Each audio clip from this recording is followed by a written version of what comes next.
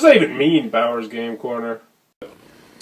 Ahoy there, YouTube! I'm back again today for another game review, another special Kickstarter review, and today I'm very excited to be checking out Teratozoic from Modern Evil Press. This is for 2 to 6 players, ages 13 and up, and it'll take about 30 to 90 minutes to play. And in Teratozoic, you will be creating and evolving monsters in a game that kind of combines a little bit of deck building along with, I'd say, a little bit of drafting in a very unique combination. Let's open it up and see how it plays.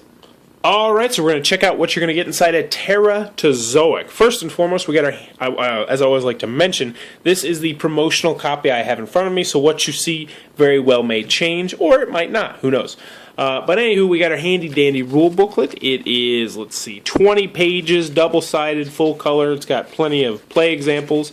And I'd say overall it's a good rule booklet. There's some parts where things are worded weirdly, and when you first start reading it, you'd be like, man, this is going to be really tricky. But it's not actually tricky at all. And I want to give a shout out because the creator of this game actually made an absolutely astounding playthrough video that you need to check out that will literally, it will essentially nullify the rule booklet along with these other turn order cards, which I'll get into next. So let's go over the components in the game.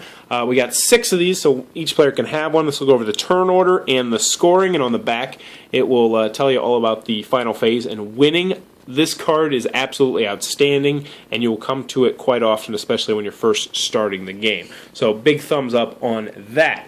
Next, you're going to get these era cards. Now, these are very important because, as you know, in this game, you are going to be evolving your creatures through the different eras. So these era cards, let's go through the win condition first. You're going to be going through these eras, and you're going to be building up your deck by trying to create different monsters and then draft cards, taking other people's pieces, until you get to the final era in which you're going to try and build 3 giant monsters that are all the same color. The win condition is kind of hard to explain, but anywho, let's get to these. So when we start off the game, each player is going to get 6 cards, and you're going to start with 1, 2, 3, 4, 5, 6. You won't have any special fancy cards. They'll all be of the same color, and this is essentially going to be your draw pile. This is going to be your gene pool pile, I believe it's called. This is the deck that's going to progressively get better the more you play the game. Next, you're going to have your random cards. These are called random mutations, and as you can see on here, when you're in this phase, well, let's just go ahead and play a hand so you can see exactly how this works. So we're going to start off in a 2-player game. We only have 4 eras that you're going to be going through. So we start off in the apocalyptic era. So at the beginning of the apocalyptic era, what you're going to do is you're going to have 4 random mutations. So you're essentially going to draw 4 cards from right here. So 1, 2, 3, 4, and then you're going to draw 1 card from your gene pool. So when you start off the game, you're going to start off mostly getting random cards. Now, as you progress through the game, obviously, you're going to then take 2 cards from your gene pool, 3, until the last era when you're going to be taking all from your gene pool and none from the mutations. But anyway, we got our 5 cards, and then we're going to take a look at what they are. So, most of them are pretty plain Jane. They're going to have numbers on them, and then they're either going to be well, that's a terrible example. They're either going to be like this one, where they'll have arms, or they're going to be like this one, where they're enclosed, and that's the end of the arm. So as you can see, you'd be connecting these two. But a lot of them will have special abilities, like this one. When they do, they'll have little A's in the bottom. So this one says, if no cards you played have a value of 5 or 6, this card value becomes 5. So if if we play this card, says, as you can see, I don't have a 5 or 6, this is now going to be worth 5 points, which is very good. So what you're going to first do is you are going to draw your cards, like we did, and then you are going to have your expression phase. And this is where you're going to say, alright, I'm either going to play all my cards, or I'm not going to play all my cards. Now, in the apocalyptic era, you have to play at least 4 of your cards. See, this is starting to make sense now. You take 4 cards from the mutations, 1 from the gene pool, and then you're going to have to play at least 4 of your cards. Now you're saying, why would I not want to play all of my cards?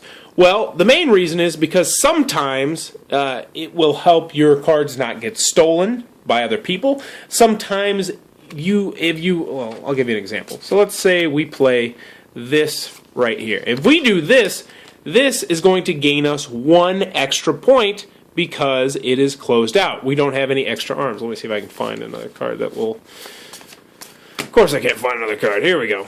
So let's just pretend that we have this. So if we played this instead, we would not get a bonus point because it's not enclosed. So you want to try and enclose monsters because it will gain you bonus points. So let's go ahead and do this. Let's just pretend that that's my monster. We'll look at this guy. He's going to get 4 random cards as well. And he will go ahead and do, like, he'll do this, and then just for argument's sake, he'll do this.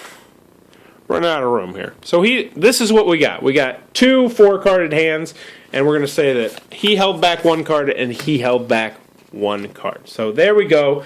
We got that going on, and now you're going to try and tally up the points. Now the first thing you're going to do when you're scoring is add up all the face value of your cards. So down here we have 3, 5, 10, 11. Now this one has a special ability. It says if we don't play a 5, we would gain, this would turn into a 5. But since we have a 5 down here, it would not turn into a 5. So we have 5, 10, 11 points down there.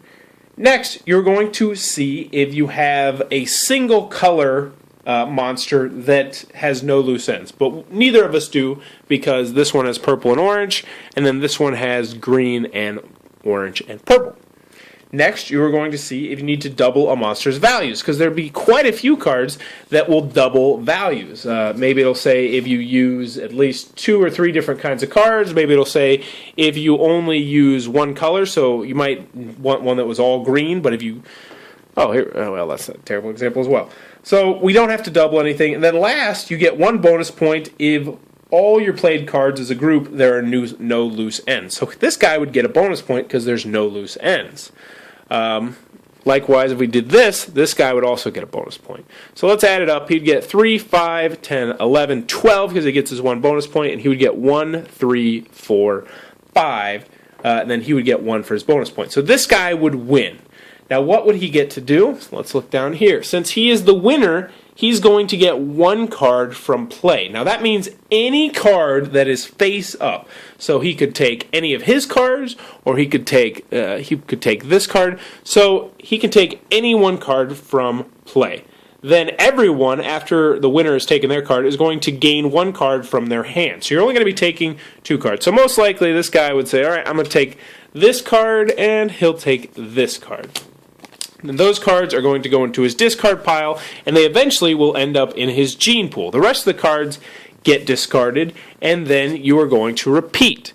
Now you're saying, how do you switch eras? You'll switch eras once all the cards in this deck run out. Once they run out, you'll move on to the next era, onto the next era, and onto the next era. This is the final era. As you can see in this era, you're actually going to be you're only going to be using cards from your gene pool. Another interesting thing about this era is that once your gene pool runs out, so let's just say you have all these cards in your gene pool and blah, blah, blah. Once they run out, you don't reshuffle your deck. You're just going to wait until the end of the game, which is when you get to the very last phase. On the very last phase, what you're going to be doing is you're going to be taking all the cards that were left over from your gene pool, and you're going to be trying to create 3 big monsters, but they all have to be 1 color. So, for instance, you might have 5 or 6 orange, you might have 4 or 5 green, but you're going to try and create 3 giant monsters, tally up the points, and whoever has the most points for all 3 of their monsters at the very end of the game will be the winner of the game.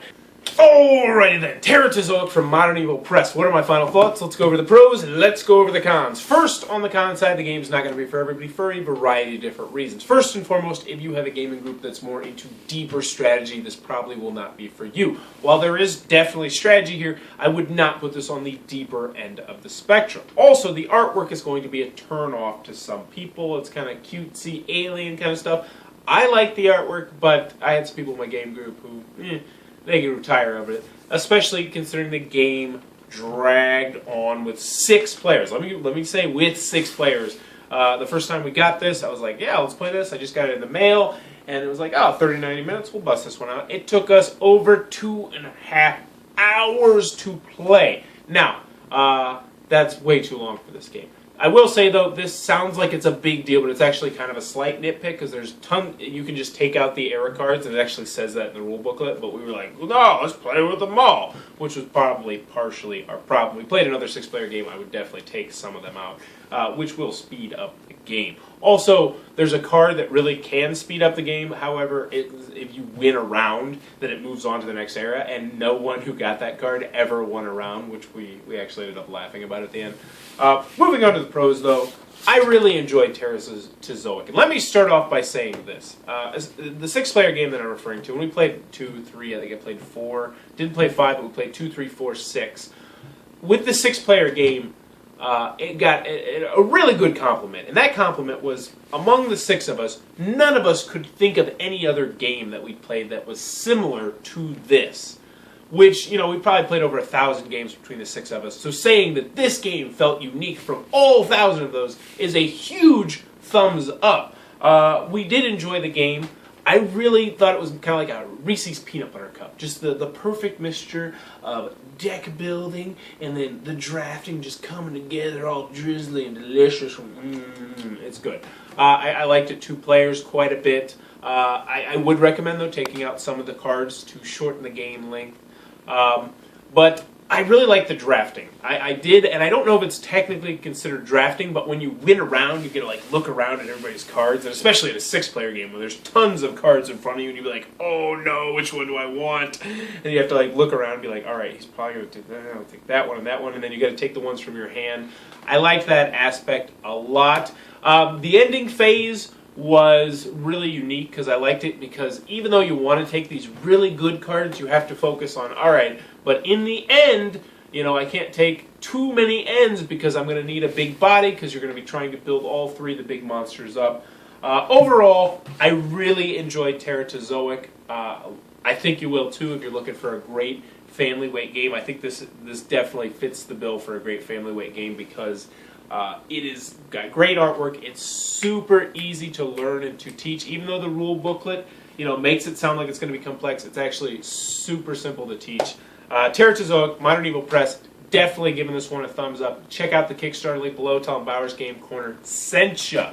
Do you like monster games? If you do, what's your favorite one? Post in the comments below. Let me know. And if you enjoyed this review, please be sure to subscribe to my channel. Thanks for your time, YouTube.